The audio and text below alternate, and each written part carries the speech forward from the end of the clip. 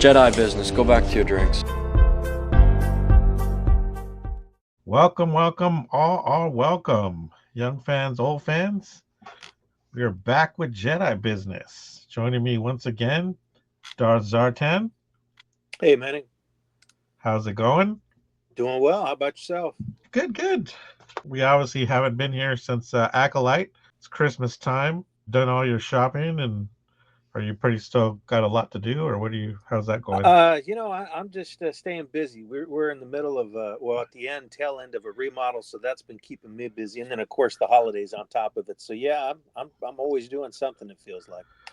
Yeah, I got kind of a big family, but I think only one person has mentioned what they wanted. So I want to be. It's like I was like, "Hey, I'm here to buy nephews and nieces," but nobody's Yeah, saying anything. it may be a little bit of a guessing game here. You know what's funny? Just as a quick side note before we get into it, I was talking to someone, and it seemed like Christmas and birthdays seemed more important back in the past to us.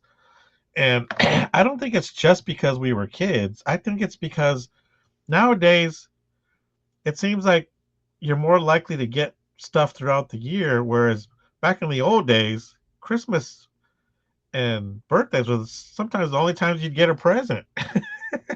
Yeah, I don't know if I mean the feeling of it probably has more to do with maybe just the difference in styles or approaches as far as people doing Christmas shopping.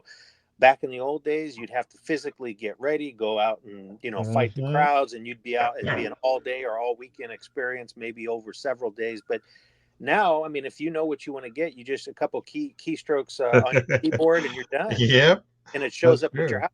So it's just different. I mean, because part of that I think experience was people going out. Like if you go to the mall was a big thing for our time, for our generation. So you'd go there, you'd run into people, you just uh, you would just it was just a different experience. You would take it all in, right? As opposed to Yeah, now where it's just you're kind of distanced from all that. yeah. And then, like I said, it's not like we were getting gifts. I mean, I certainly didn't grow up poor, but we weren't rich. I mean, I can remember I was in an accident one time, and I still remember when I was home because I was in an accident, and my dad bought me the Boba Fett, from Empire. Well, actually, I don't even know if Empire had come out yet. But it's just like I'm just saying things like that stuck with me more because I don't know, Right. maybe it's just because I was a kid. That could be it. But Could be a combination of things. anyways, we are here to discuss Skeleton Crew. We got a 1-2 episode drop, and they actually pushed it up a day, so which was nice because it was my day off. And overall, I think, which I've said with you, and I think you said it too in the group chat with our friends, if you've seen the trailers and you know the feel and style of what they're going for, the 80s Goonies type kids adventures, I think if you know that going in, you can't really be disappointed because they nailed that feel. Now whether you feel that's right for Star Wars or not, or whether it worked, that's a whole different thing we'll get into. But as far as disappointment from what Acolyte, it was supposed to be the beginning of the Sith invading the Republic, and it really wasn't that. Where this is, I think, at least tone wise, they nailed what they said they were going to do. Yeah, no, I agree with you. I think the tricky thing with a show like The Acolyte, just to go back to that for a sec, is what either a version of Sith or the Sith. It doesn't matter. Once you start talking Jedi, you're kind of locked in. You don't want to goof things too much up for stuff that's going to come later, right? In terms of continuity and all that. So you're really kind of tied in some ways to what you need to accomplish in a show like that. Where this, you can kind of do what you want to do. It's a little more freewheeling, and obviously based on what we're going to talk about, I think it's kind of a new territory. It's in a sense, but you're talking about kids, pirates. It's just a matter of coming up with a story, and that can. I don't get the sense that it's going to be treading on anything that's going to be too revealing or Set. too much conflict with other stuff that's already been established in the Star Wars universe. I agree with you on that. So let's get into it. And I think it starts out obviously in a suburban landscape, and this is going to be, I'll just say, my one main criticism, and it's like I really I'm interested to hear your opinion on this. but I really didn't like that it seemed so Earth-like, with the lawns and the sidewalks. And now I know we can go into like, okay, well, there's a bajillion worlds out there. Obviously, they're all going to be different, and I like that idea. But I just felt, and I understand why they did it to get that feel, but I just, it kind of took me out a little bit. Now, not enough to make me dislike it. This is just, if we're finding criticism, you know what I'm saying? It's like it really seemed a little bit too Earth-like. So that's my one criticism.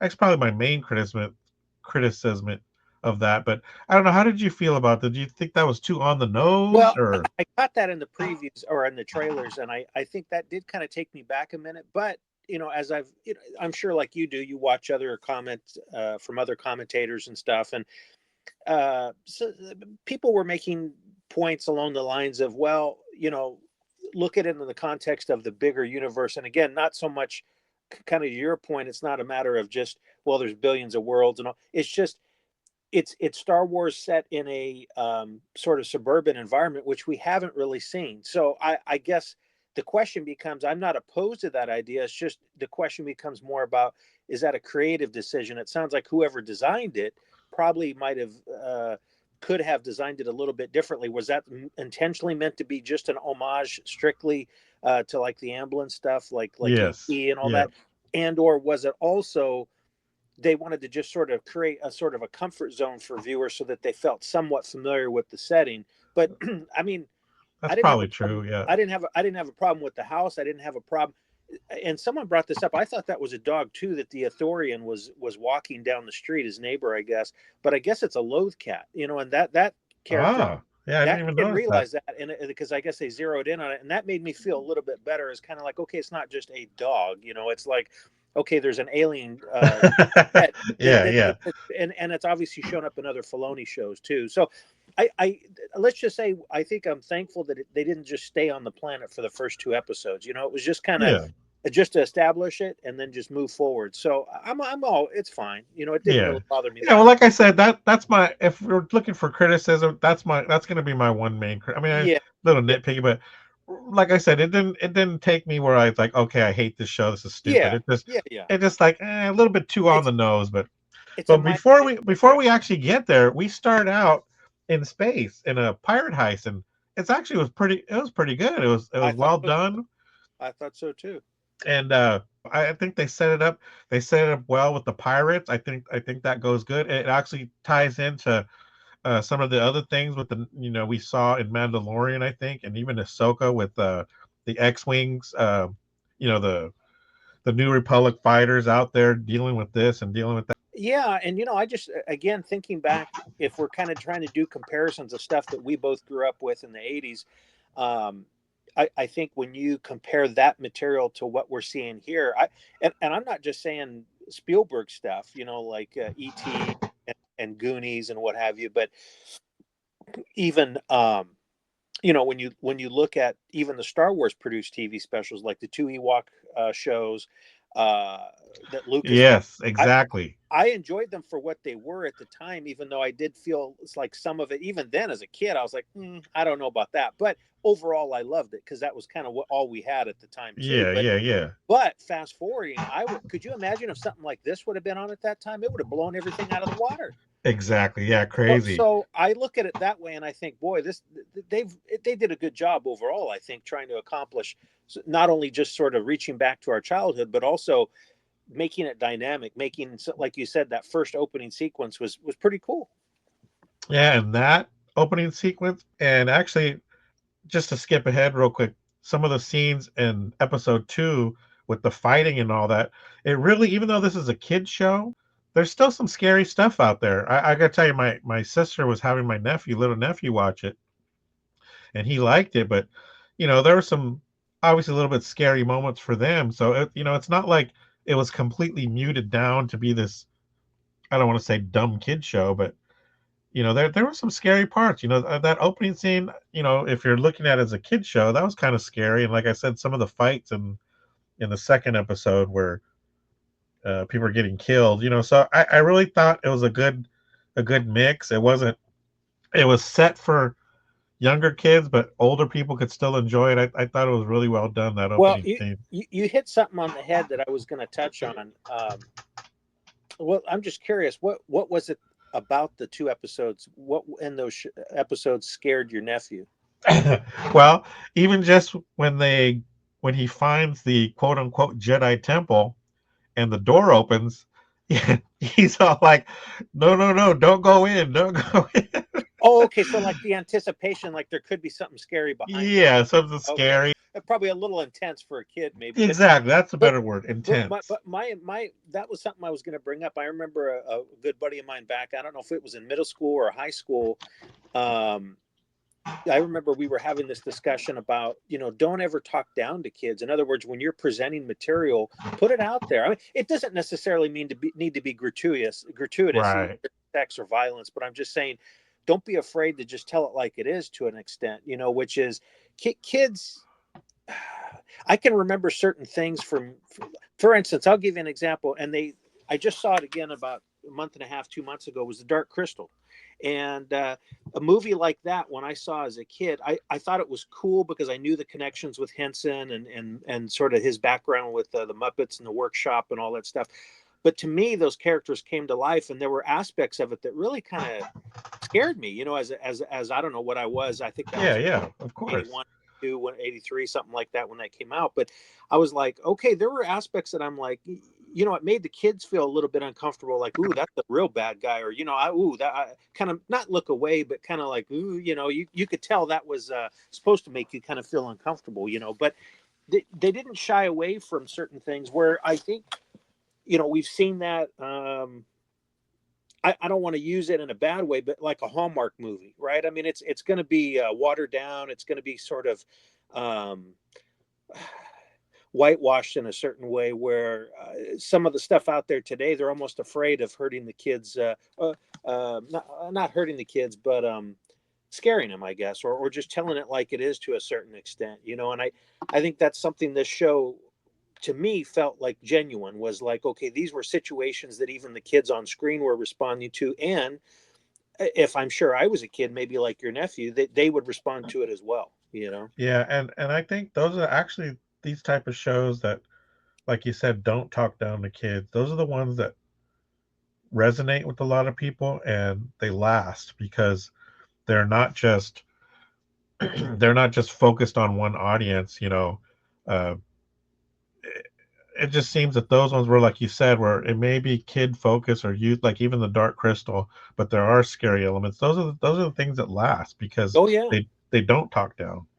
Well, and it goes back to, I mean, I even somewhere I've got that conversation between Joseph Campbell and Bill Moyers. Bill Moyers was interviewing him, I think, late 80s, early 90s, and he was sort of a mentor for Lucas when it came to designing all this stuff. If you go back to all the historical information that was pulled and referenced for the original Star Wars and all that stuff, I just think that, when you listen to these people, I mean, it's really sort of trying to pass along all these. It's not just ideas, it's concepts, and characters, but concepts like good and bad and right and wrong. And along that line, obviously there's always shades of gray, but it's there's always a path, whether it's the hero's journey, and in this case we're seeing the kids kind of do that.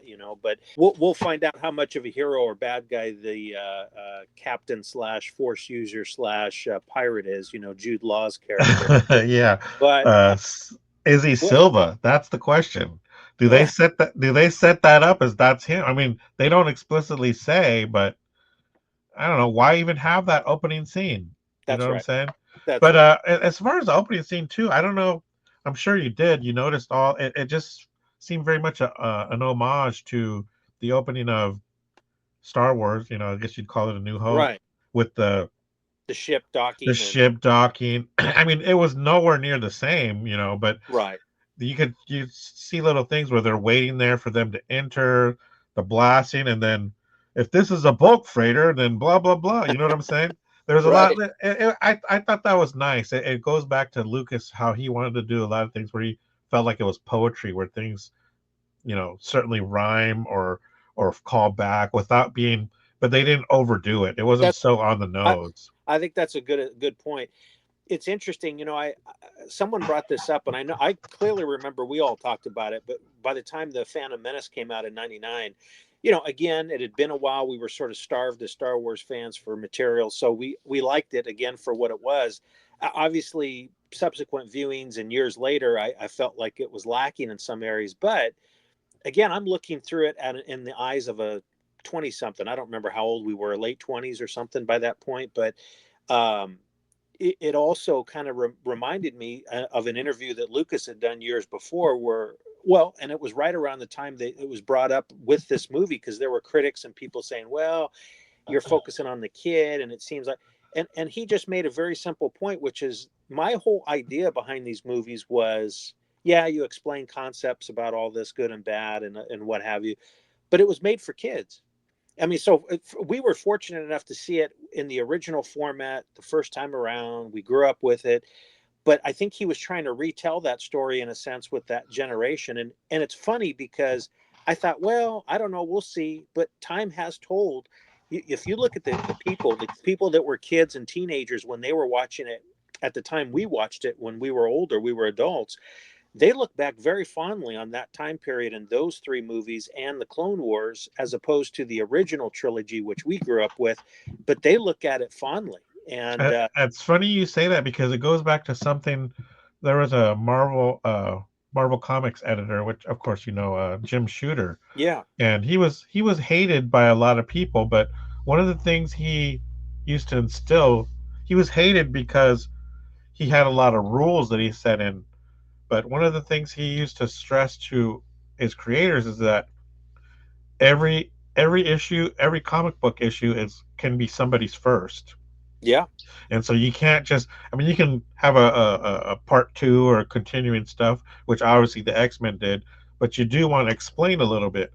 And just that whole idea is like exactly what you're talking about. Is there are people that for them, Phantom Menace was the first thing they saw. right. And that's what they love it better than the original. They don't hate on the original trilogy, but to them that's what introduced them, and so that's what they love. Well, exactly. And I happen to be surfing around on YouTube this morning, and I every so often I'll watch. I don't know if you do this, but those reaction videos. So these are people that are I actually I right. love those actually. So, I well, I watch some those of all them, the time. yeah, some of them I watch, like especially there's two or three that I watch kind of religiously. Like if they do a new movie and it's a movie that I like, I'll be like, okay, let me check that My out. man, I I do But too. yeah, well, because you want to see, and I do. Some of them just don't get it. They're like, yeah, okay. I mean, they just, maybe they're not that genre, like a sci-fi fan or horror or whatever. But most people react similarly. But there is a sense, if this is their first time viewing, and depending on sort of what age they are, which most of these seem to be in their 20s and 30s, but they do kind of view it in a way, not with child's eyes, but certainly like with virgin eyes, right? You're seeing it for the first time. So to see it and get that response, it's kind of, you get a little bit of a flashback of what you felt like when you first saw it that time. And you know what's coming, the punchline, or what sequence is coming up next, or what line is going to be spoken. But for them, it's the first time. And so that you get that instant reaction, and you're like, I know exactly how you're feeling, and it's kind of cool, but it's kind of weird, because some of them, I wonder if there's a little bit of a disconnect. And I know, again, looking at some of these, again, depending on how old they were when they saw this or that, and um, Star Wars is a good example, because I'm trying to figure out where some of these people are starting from. And Lucas cleared this up, because people did ask him. I don't know if you remember, but he says now you should be watching it if you've never seen any of the movies. Start from episode 1 and move forward. Where we had a unique situation where we started at 4 and had to go back to 1, after we saw 4, 5, and 6. So I'm just curious where these people, because they kind of jump around, some of these reviewers. So I don't know, or reaction Marys. I don't know where they start from, but I would be curious, because you view things through a different lens, right? So I think, if, in other words, if you see Vader's journey from episode 1, you're going to see him maybe in a more sympathetic light. But if you see him, Yes, exactly. if Yes. you like us grew up with him in 4, 5, and 6, it was only in the last 10 minutes of 6 that I feel kind of some sympathy for the guy. But more so because I believed that he had done the right thing by saving his son Luke. Hopefully I'm not spoiling that for anyone here that's listening, but Oh, it's too late now, man. Not but only that, but they see Star Wars as Anakin's story, which of eventually Lucas did say it's the tragedy of Darth Vader, but Yeah. I still see it as Luke's story, his redemption of his father. You know what I'm saying? Right. But that's where I come from. That's how I Right. saw it originally. Right. Well, it's interesting. I know we're kind of getting away from the show, but these are all things that the show I think has reinstilled or kind of stirred up in me, as some of these feelings like, yeah, I can remember what it was like maybe your nephew's age watching that stuff for the first time, or oh, I can appreciate this because it's a nod to the old movie, or I appreciate all those aspects. But I think what I felt throughout the show was a good sense of pacing. In other words, I didn't feel like I was stuck too far or too long, or Well, let's you know, let's talk about that. The yeah, four main. It starts out really Win and Neil, yeah, uh, and I thought they did a good job with their characters. Obviously, they're presenting Wim. Is it? It's Wim, Wim, right? I think that's right, right, Wim, and he's living with his father. Obviously, for some reason, his mother's gone, and they deal a lot with. You know, there was that scene where he says, "Can you read me a bedtime story?" And obviously, I think I would definitely any guy, but any kid goes through that when they're still a child, but they're moving on past being a child, where he still wants that bedtime story, and his dad saying, "Well, aren't you a little bit old for that?" And you start to dream about adventure and wanted to do, even like Luke Skywalker staring out at the two suns. right, I'm right, saying, I thought they did a good job of that, and I thought they did a good job of presenting his friend Neil as friend. I know I've done that whole thing with the lightsaber battle. With fake lightsaber battle. I've done that. Couldn't even tell you how many times. And it was kind of nice when he says, "Well, if you think you're going to fail, I can fail the test too. Because I don't want to go on without you." You know what I'm right. saying? So I really like that whole dynamic, and you could see that when he dropped Neil off at his as walking home, that I don't want to say he was jealous of the family, but definitely envious of a Yeah, family that he doesn't have, and yeah, him being I guess what you'd call a latchkey kid, like yeah. some of us were. Yeah, I think that's a good point. I mean, and that's why I say they established the characters, the relationships fairly early on, and I felt like they did enough to say, okay, I feel comfortable enough with these characters. I can identify kind of the roles for each of them. The KB, kind of more of the techie kid. Then you've got Fern, which is certainly clearly the leader of the group. Yeah, Uh, now, I did. Do you know, or do you think? I think she's probably a year or two older, even though I I I'm don't not think she quite. was in the same class, but yeah, I would assume it because she seems like it, and Yeah, um, she had that thing with her mother. Her mother's actually the undersecretary, right, right? right. And her pushing her to be the best, and I guess she had I got your I don't know what it was, some badge or something. Actually, the undersecretary, Farah was her name, Fern's mom. That was one of the only characters that didn't seem quite, even with the pirates and the kids and the dad. Undersecretary Farah felt a little bit too, gosh, Undeveloped. yeah, undeveloped, and not only that, but just seemed too stereotypical. You know, just with the how she was with her daughter. I was like, I want you to be the best, blah blah blah. And Well, it's funny you mentioned that because I'm actually watching Carrie Condon, the actress. I'm watching her in Better Call Saul right now. I'm actually almost done with that series. I decided to do a big deep dive on Breaking Bad and everything related to it. So I'm just about wrapped up. But she did a great job, or she's done a great job on that series. And it's sad because then again, this show is going to be focused more on the kids, but yeah, it obviously it's not it her story, but I don't know if that's just because they didn't allow. I think it's probably because they didn't. There wasn't enough material in the script to allow her to expand her character. But hey, I've seen some good actors do work with less. In other words, it's how you provide certain direction, how you emote. In terms of giving different emotions and stuff. I don't know if that's really all there, but I mean, certainly she did her part as a mom. But I see where you're coming from. and what do you think of the whole idea of the planet at Adam, where it's kind of this? See, this is a little bit.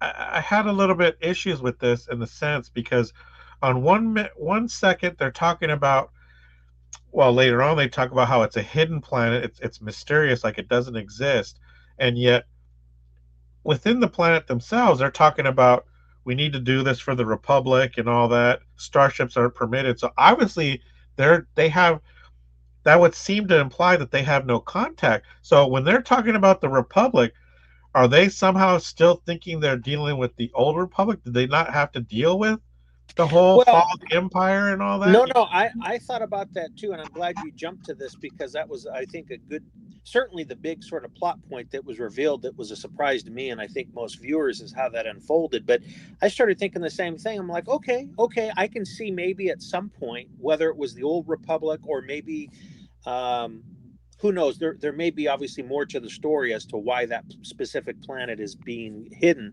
but it does make me question, like you said. Well, so if they're using old Republic credits and they're under the assumption that these, like, obviously for generations now, they've kids have had to take these tests to like a standardized test to be proficient in whatever field they want to go in. Well, where do they think they're going? I mean, did they? I mean, Well, it seems like they would just work at the planet, obviously, but I, but when they're talking about Jedi, they wouldn't know that the Jedi fell, or you know what I'm saying? They well, wouldn't know correct. of the Empire and all that. Well, if you look at like Wim's little data display, he is looking at this through kind of like we might look at Merlin and the Knights of the Round Table or something. I think he's kind of looking at it from like it's a myth or it's a legend. So I think it's clearly no new information has been de- delivered probably in the last 30 or 40 years. Yeah. Certainly before the clone. Yeah, well, I wouldn't even say. Yeah, who I mean, knows? That's what I'm saying. It's up yeah, for debate because you do notice when Wim is out there looking at the sky when he's supposed to be studying, but he's up all night, before he misses his bus. He looks up at the sky and you could tell that the weird clouds, and they keep talking about a barrier, uh, yeah, and then to not only have the robot not have heard of that place, but not know where it's at in his databank, meaning that, and then the pirate saying, "Oh, it's a myth; it doesn't exist." Who knows how long that planet's been cut away from the rest of the well, and galaxy? as we know, I can't remember the exact timeline, but I know the old Republic goes back at least like 10,000 years, doesn't it? Yeah, yeah. So, yeah, we could be potentially talking. I think it's more than decades. It's probably hundreds, if not thousands of years that they're way off. I mean, they're off track here, but it goes to your point, which was so kind of what you start questioning. Well, what were these people? What kind of a world are these people operating in if they don't? There has to be some idea, I would think, Of what's going that, on? well, that there would be space travel, that Yeah. people would be going off world. There's clearly, and that was another point that struck me when the kid said, "Oh, look, there's aliens," when they were in Port Borgo. But he obviously his friend Neil's clearly an alien. But see, Exactly. he's looking at him and the There were others. aliens and they had a hammerhead, whatever you call Right. that species. They had, Ithorian, yeah, Ithorian, yeah. And the Rhodians too, like Greedo, there were obviously that there was a couple, like two kids. I don't know if they were supposed to be twins or whatever, but they're old established races. Someone brought that up in one of these reviews too. that's true. Older The old race. established races are there, but not the quote unquote newer races that we've seen in some of the especially like the sequel trilogy and all that. So. Um, I don't know, but it's those are questions obviously that keep me interested. I think my big takeaway from this is that yeah, I think they did a good job at sort of again establishing the group, which are the kids, creating enough sense of adventure and mystery that keeps me interested. And I didn't feel like I was really bored, or I didn't feel like I was really disappointed. If What anything, about what about when they went into the, obviously skip a little bit. They go into the ship, which ends up being a ship. yeah, But did you notice the kids must be being tracked because when Wim first falls in there and discovers it, that robot's right on him. Citizen, you're supposed to be student. right, right, So he had to be tracked, and then he had to be tracked because his father was able to know where he was at when he goes missing. You know what I'm saying? And then right, yet the robots, when they come in and they find the dad, they say this is a restricted area. right. You know what I'm saying? So I don't know. There's a lot of things that a lot of You are questions. so you question, why is it restricted? Is it because the robots know that the ship is there and they're trying to keep it safe or guarded? Or maybe they had something. It could have been a past battlefield or something. Could have been, and it could have been part of the reason why there's a net above the planet, right? I mean, all that could, maybe there's a generator there or something. I mean, there's obviously something that those robots are there to protect. So there's a lot of questions. I think my only fear with a show like this is, like you and I've discussed, there's some interesting points. There's some points of mystery that probably we all have questions on still. But what I hope they don't do, because I think we've seen too many shows, not just Star Wars, but Marvel or whatever. They try and get all the answers resolved in like one episode, and I hope it's not that way, because that will not be a very good series. I think it has to be slowly, even though they have. pull I it, think pull it's it, only 6 episodes, right? pull it uncanny. Where okay, 80% of the questions are answered, but then you leave some more for the next time. You know what I'm saying? They don't have to explain. That's true too. That's They don't true have to too. explain. Okay, why was this planet hidden? But it just seems funny because his dad just gives him some pocket change and here's your lunch for the week, and just one of those things had the pirates freaking out like it was like, uh, Might as well, might as well you be know, $100 or yeah, something. it might as well be 100 or 1,000. Anyways, and one there is one thing, a little criticism when they're in the ship. I just wondering what you thought about this. They find the ship. They're looking around. Okay, first of all, they find the door. To open the door, KB hooks it to her helmet or whatever to give it power to open, Yeah. and it opens the door. They get in. It locks up, and then she goes, or one of them goes, well, we need power to open the door. It's like, well, wait a minute, isn't that what you just did to get in? Why don't you hook back in with your helmet or whatever it is, your mask, and open the door? You know what I'm saying? You just powered it up to open it. Why don't you why don't you use your Well, power to get back out? they've established she's a pretty sharp kid, so I wouldn't just fall for the idea that she didn't think about that, because like you said, she already had just done it, and she seems to be pretty intelligent. So that just seems like a miss maybe on the writing as far as how you explain that. I guess it's lazy in a sense that they probably just jumped right to, oh, well, the ship's starting, it's the doors, we can't get it open, and here we go, we're gone. So Yeah. I don't know, we may or may not hear more about that, but And then another thing, and like these are just little nitpicky things here, so don't. But they presented Wim as kind of a dreamer. He's actually, you can tell he's like probably like how I felt at the time. He's like, I want some adventure. This is boring. Same way that Fern feels. Like, what is there to do on this planet? But one thing that didn't make sense is why he would hit that button when she's saying don't touch nothing, and he doesn't know what it just made him seem stupid as far instead of being, because even as kids, you might be going in there and having an adventure and checking things out, but you wouldn't necessarily hit a button. Especially, they should know better, although maybe they don't because they don't know about starships. I don't know. well, I think of the group, him and Neil are probably the most naive, so I mean, they're probably about pretty compatible with one another, because we saw that even at the bar and stuff, different interaction, like in the port, where the kids were saying stuff, and I mean, us would say, or watching it, the viewer would say, no, no, don't say that, because they're going to pick up on your Yeah.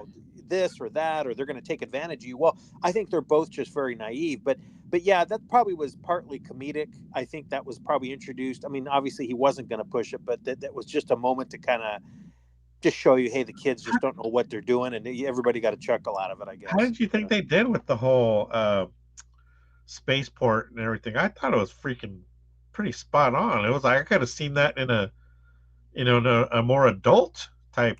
Yeah, well, you and I had discussed this briefly before, the week prior, but there was an element of certainly Captain EO's world introduced there, with at least conceptually, with maybe some of the characters, but directly with Fuzzball, the little creature that was in the sort of the monkey bird that was in Yeah, that I thought cage. about you when I saw that.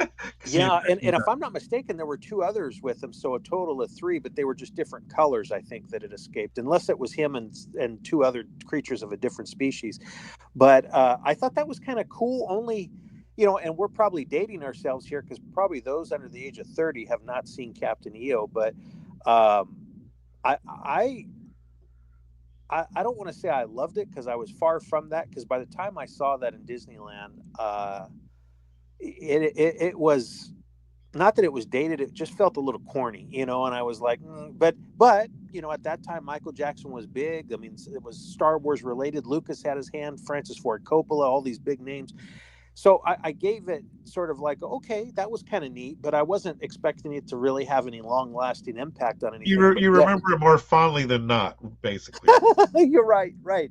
I actually, after you and I talked last week, I did watch it. They have it on YouTube. It's only like 17 minutes or something, but it's not that great. But which pretty much confirms that I was not, 100% bought into this. I Although just thought one of the things I'd say about that is one of the criticisms I make about trying to watch Avatar on TV. It's like you're missing without the that's true. 3D, you're missing a That's lot true. of it. That I mean, helps. what I remember as a kid was just more the entertainment experience, like you said, because of the quote unquote 4D experience. It was like, wow, that part of it was cool, but the story itself wasn't anything special. Yeah, I was like, yeah, so moving forward, I think that it was kind of neat to see that character and maybe some of the influence from that property moved over to this universe. But the port itself, I thought was pretty cool. I really picked up on that right away with the those turrets, right? They were tracking the ship. Like I don't know who. yes, There yeah. must be some internal security that monitors who's coming in and out of the port. The aliens, I think for the most part, were pretty cool. And certainly some were recognizable. Some I think were new looking, but I Well, I do don't so know. far. I don't know if you know this, but aside from Lucas's treatments for the sequel trilogy that they didn't go with, there was actually a TV show that they had. I've heard that they actually have completed scripts, and I don't know whether they have filmed any of it or not. But I know that what was his name? Berman? I don't remember his name. But anyways, I've heard that they actually have completed scripts for this TV show called Star Wars Underworld, where Yeah. No, I think you're right. I mean, I think they were expecting. I mean, he had like over 100 episodes thought out in yeah, stone. yeah, and basically that was his plan for going forward past Jedi, which is that yes, there would be Leia in charge of the New Republic, which is like what they did with the Zahn books and Yeah. so forth. But the real big thing, which actually even they dealt with a lot too with the Shizor and Shadows of the Empire. Shadows of the Empire, was it would be a lot more of the underworld of the criminals taking over, since there wasn't there's this vacuum in Right. security or whatever. And that was Lucas's plan. And then I know they kind of dealt with it in Han Solo with Maul taking over Right. Was Crimson it the Dawn block? or whatever it was. Yeah. Yeah. So yeah, dealing with the pirates and the underworld, I think it really felt uh, it fit right in with that whole theme of uh, yeah, there would be a lot of pirates out there. I could see that, and I think that sets up an exciting, you know, it's a miss if they don't deal with that a little bit more. Although I would have loved to have seen that Star Wars Underworld show. Supposedly it was really good. Well, to your point, I think they have at least a dozen or more, maybe 20 of those. Basically, I think scripts.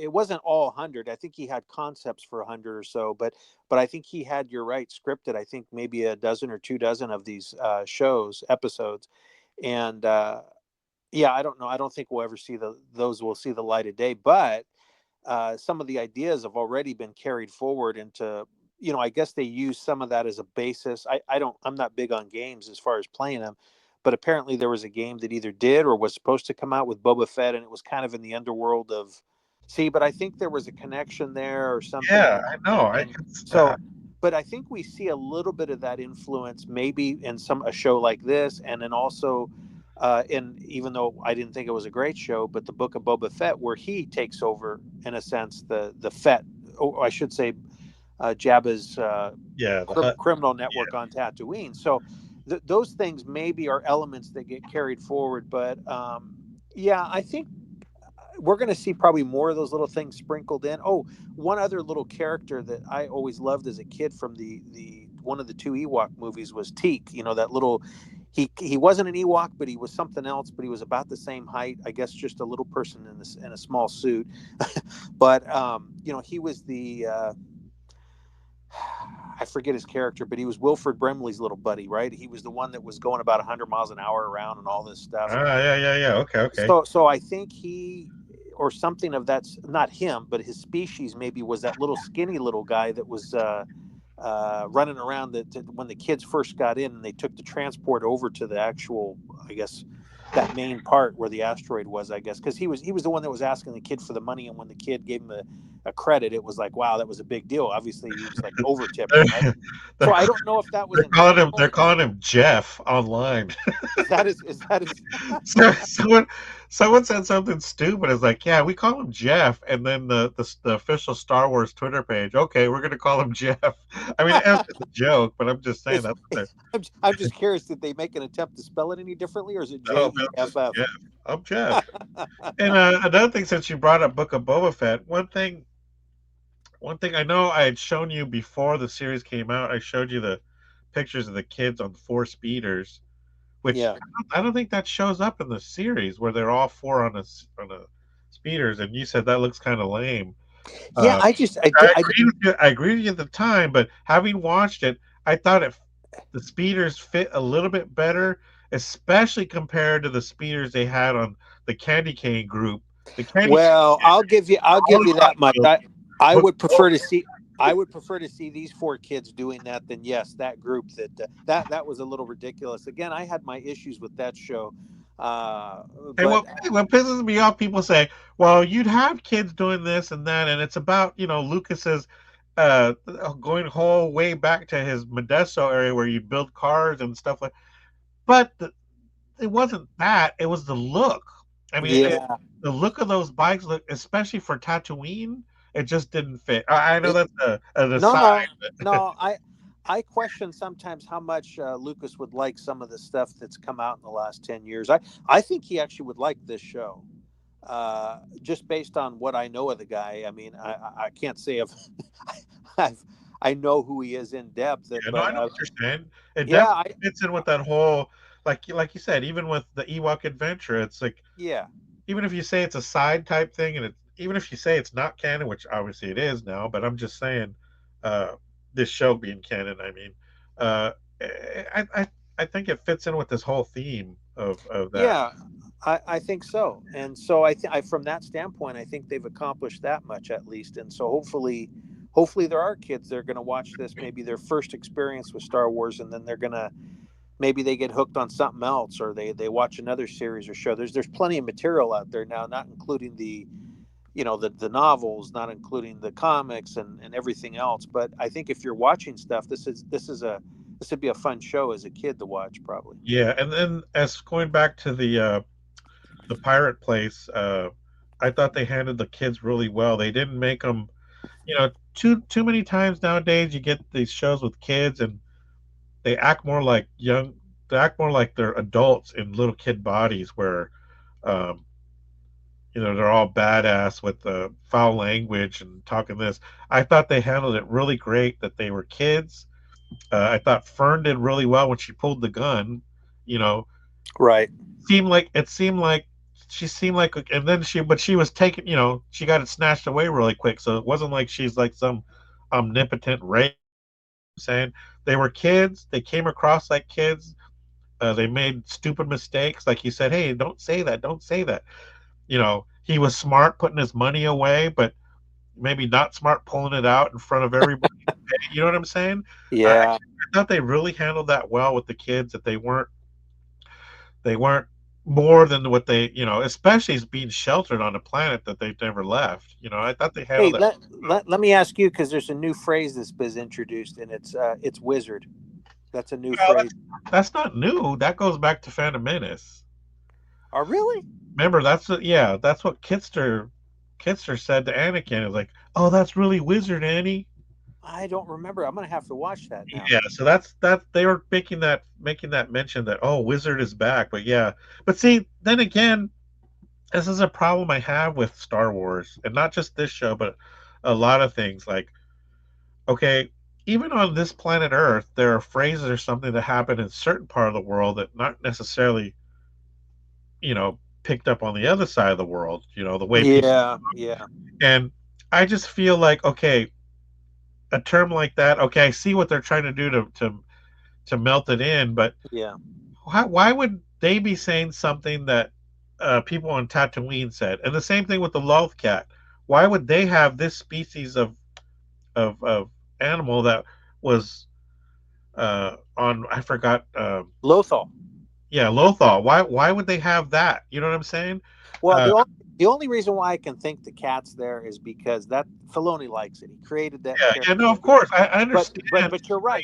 From a logical sort of sense, it from doesn't make logic. sense. Yeah, It doesn't make sense, right? Like that's why I probably completely forgot about it, or maybe it was just a throwaway line. But I agree with you. I think it would be highly unlikely that that exact phrase would be used. it's just a little nitpick. I understand why they do it to make it seem like a shared universe, but yeah, that term wizard, that was from Phantom Menace. That's Kitster, Well, Anakin's friend. that would be interesting if that was intentional, beyond the coincidence. Like, oh, it's an old Star Wars reference.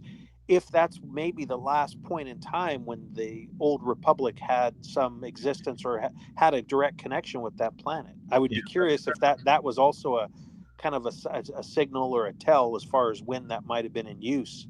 Uh, Even though I find it hard to believe that 40 years later it would still be that. I think the phrase would have probably gone away yeah, or been. exactly. Because even now, when like I said, just from America, even phrases now, like nobody says radical. Oh, that's rad. Stuff we used to say, but nobody says, oh, that's super keen. From Well, the hey, how 50s. about this? I'll take it one conspiracy story one step farther. What if Kitster found his way to that world and one of his kids?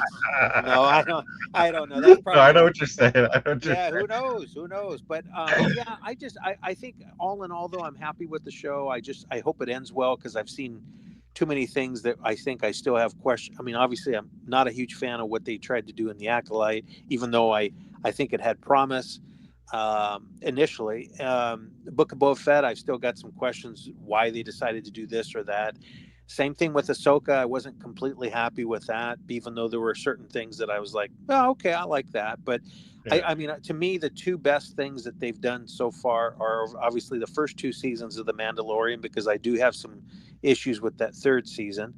Um, I'm, to me, the best sort of representation of sort of an old kind of, to me, what Star Wars, but besides being made for kids, the feeling, the sense that they were taking this seriously is Andor, which I really thought they did a good job with that. I know you kind of got mixed feelings with some of the fans. I think they wanted more action or something, but to me that rings a little more true. Just to uh, wrap these two episodes up, there's just one yeah, last thing I want to talk about. Obviously, the kids get taken prisoner, and then we got Jude Law. The questions are: is he Silva from the opening? Which I would assume that's what he is, yeah, or who he is. I mean, why else have that scene in there except to establish the pirates? But I would assume that he's Captain Silva. And the other, although I could have sworn they said throw him out, throw him outside. So I don't know. Maybe he's not. And the other thing, is he a Jedi or not? Obviously, he wouldn't be a Jedi, but he probably has Force powers. You know what I'm saying? yeah. I think to the answer your first question, yes, I think he is the captain. Someone mentioned this, I think, on mm, John Campia's show. I was watching that the other day, and there was an idea that somehow now that character is now sort of undercover or working, whether he's working directly or indirectly to get back in the good graces of the pirates.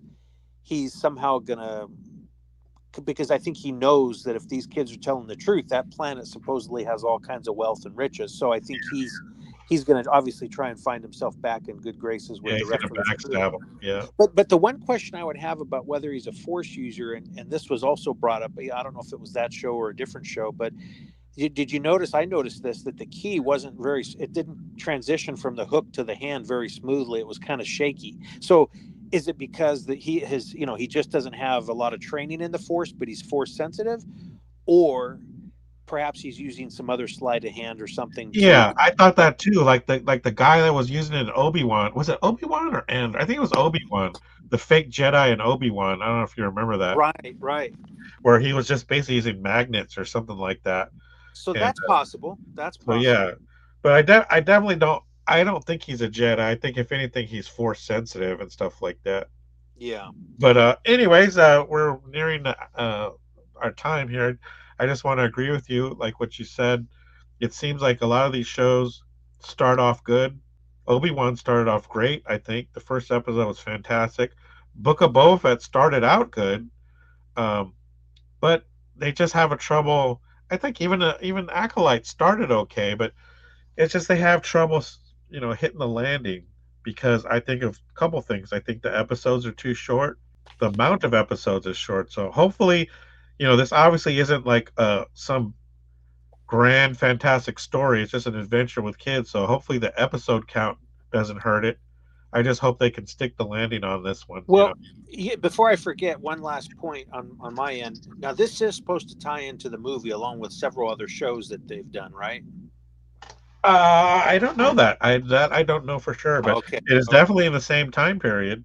So if it is, then I don't expect the second season, at least not one right away. I think all these are going to lead up to the movie, and then we'll see what happens. But yeah, I hope so too. Based on what you're saying, I agree. I hope that they finish strong. Yeah, but beyond that, I'm liking it for what it is. Like I said, if you've seen the previews, you know what it is. And I'm enjoying it. I'm having fun. Like I said, aside from that, my main criticism, which wasn't enough to take me out of it, was just the suburban setting looked too on the nose. But otherwise, yeah, I'm enjoying it. Okay. So yeah, sounds good. Well, I guess we'll see you same time next week, huh? All right, Paulie, good to talk to you again. And thank everyone for joining us. I'll talk to you soon, Paul. All right. Take care. All right, I just want to say thanks again for joining me here on Jedi Business. We'll be back again next week, review or talk about Star Wars and Skeleton Crew 3.